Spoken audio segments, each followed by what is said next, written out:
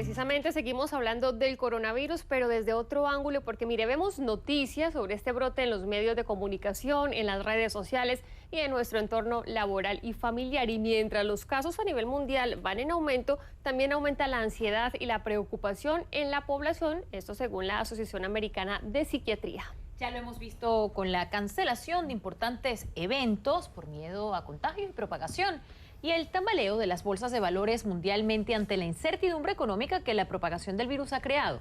Pero la pregunta que ahora nos hacemos, viendo estos titulares, incluso dándolos en el caso de Jennifer y el mío, es cómo crear un balance entre el temor y la preocupación sin paralizarnos y sin caer en un caos. Y con nosotros, la doctora Marisa Saret para hablar del tema. Y doctora, justamente hoy, al comenzar el programa, le digo a Jennifer, antes de comenzar, perdón, el programa, que hasta yo misma me preocupé. Soy alguien que diario de las noticias, pero viendo los titulares de todos los programas de CNN en español, hablábamos de coronavirus, propagación y preocupación global.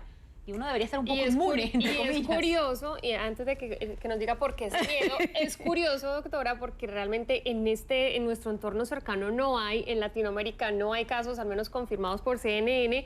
¿Y por qué se siente entonces este miedo? Bueno, empecemos por la realidad de que el 20% de la población estadounidense, y yo diría que mundialmente, es ansiosa. Okay. La ansiedad en los últimos años ha ido escalando significativamente en los jóvenes, en los no tan jóvenes. ¿Qué es lo que sucede? Yo creo que lo primero es poner, y tú tenías razón, ver estas noticias, yo también. Todos los días nos despertamos y tenemos no sé cuántos emails, correos electrónicos de qué es lo que está pasando en el mundo. Lo primero es ponerlo en perspectiva. ¿Y qué nos ayuda a ponerlo en perspectiva? Y quiero decir esto no quitándole la seriedad a la situación que estamos viviendo, porque en realidad no sabemos qué es lo que va a pasar en el futuro, qué es lo que van a decir las autoridades y tenemos que estar al tanto de ello. Pero, por ejemplo, en este país, en lo que va de esta estación de influenza, han muerto 8,000 personas. Han muerto más de 100 niños y muchos de ellos no se vacunan y no nos vacunamos. O sea que ahí tú ves lo que estamos viviendo. Dimensiones reales de uno y otro. Dimensiones reales. También yo creo que tenemos que separar lo que es las posibilidades de las probabilidades. Y la forma más fácil, y en psicología para la gente y para las personas ansiosas, esto es muy importante.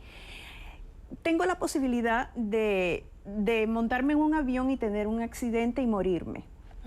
Pero las probabilidades son pocas. Son pocas. Tengo la posibilidad de ganarme la lotería y convertirme en la gran millonaria y no verlas más. No, mentira. Pero las probabilidades son pocas. Y trato de traer un poquito de humor a esto porque indudablemente es importante, pero es importante comprender esos factores. Y también importante entender, porque yo creo que también esto es una parte vital de la preocupación de que a pesar que en este momento no exista cura, no va a haber un problema tan grande como que quizás nos imaginamos en nuestra cabeza. ¿Cree que a esto se debe la ansiedad de que no hay cura? Nuestra mente va a la parte oscura siempre. Tenemos la tendencia de ir a esa parte. ¿Qué es lo que, y ustedes han mencionado, y yo creo que es importante recalcar con la población, las medidas que debemos de tomar, además de estar pendiente de lo que las autoridades nos informan, las medidas que hay que tomar son las mismas que hay que tomar con la influenza, con el flu. Es las mismas, es lavarnos las manos, es evitar el contagio con otra persona, si estamos enfermos, quedarnos en casa, o sea, son las mismas precauciones que tenemos que tomar. Yo añadiría algo muy importante también y es cuidar nuestro sistema inmune. Sí. Hemos visto que exactamente, hemos visto que cuando miramos las muertes que han ocurrido alrededor del mundo, obviamente hay un par de ellas que son personas que eran sanas, pero la mayoría tenían un sistema inmune comprometido, una enfermedad crónica, una enfermedad cardiovascular, respiratoria. Y entonces el mensaje que quiero llevar a la población es que cuidemos nuestro sistema inmune. ¿Cómo? Nutriéndonos apropiadamente, durmiendo apropiadamente, lidiando con el estrés apropiadamente, tomando los medicamentos que se nos dicen. Y buenas vitaminas además también. Y también está la población vulnerable, los adultos mayores que están sentados frente a ese televisor porque quizás no tienen otra cosa que hacer, porque están en un asilo, porque están en la casa solitos, y esa ansiedad en ellos porque el mundo de ellos está precisamente frente a las cámaras de televisión. Así que esa población... ¿Sabes qué me impresionó también, hablando del contraste de los adultos mayores? Tengo una sobrinita que cuando llegué a la casa la veía lavándose las manos a cada rato y me decía, estoy sumamente preocupada porque lo único que dicen en el colegio es que va a llegar el coronavirus y ahí tenemos que estar lavándonos las manos. ¿Crees que tengo que ir al colegio con una mascarilla?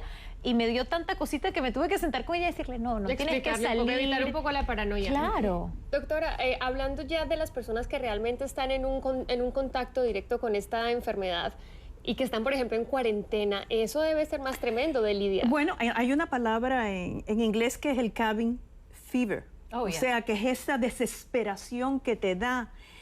Para esas personas y en general para todas las personas, nosotros todos, y todos tenemos un nivel de ansiedad, más, menos, es mirar a cómo nosotros en otras crisis en nuestras vidas, en otros momentos difíciles, qué es lo que nos calma. Hay quien le calma rezar, hay quien le calma hacer yoga, hay quien le calma escuchar música, hablar con un buen amigo, o sea... Ahí es donde es tan importante que nosotros hagamos uso de esas herramientas que históricamente nos han ayudado. ¿Hay quien les calma no ver noticias? ¿Es esa una opción? Nosotros no la tenemos, sí. Pero yo te diría, y has mencionado algo muy importante, yo te diría que hay que dosificar la cantidad de noticias, sobre todo con esas poblaciones vulnerables como esa pequeñita que tú me hablabas, y también con los adultos mayores que de verdad son muy vulnerables a lo que está pasando en el mundo porque su universo es muy pequeño. Diríamos entonces fortalecer nuestros propios sistemas, autoconocernos, saber qué nos calma, qué no nos genera ansiedad, pero también diría yo estar muy pendientes de la información oficial, de lo que dicen las autoridades, todo con perspectiva, doctora. Lo has resumido muy bien. Muchísimas gracias. Muchas gracias.